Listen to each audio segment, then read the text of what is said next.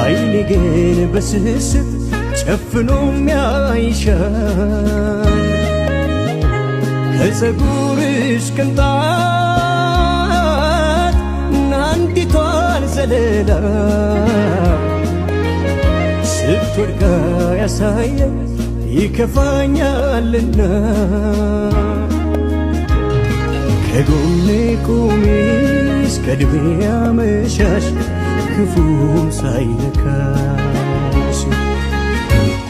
ውዴ ውዴ ካንቺ ርቆን አንችልም ሆዴ ውዴ ውዴ የማልጠግብሽ ሆነሻል ልምዴ ውዴ ውዴ ባንቺ ፍቅር ሰክኗል መውደዴ ውዴ ውዴ እስትንፋሴ